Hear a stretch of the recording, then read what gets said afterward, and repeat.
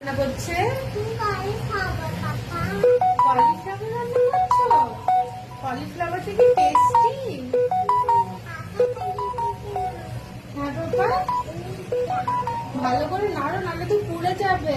দেখবে গরম আছে, কড়াই গরম আছে, দূর থেকে নাড়ো।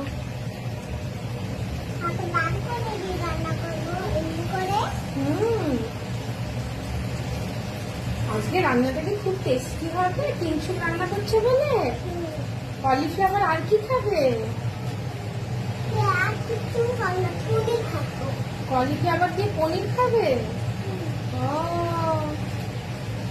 তুমি রান্না করতে শিখে গেছো? কি করে শিখে রান্না করতে?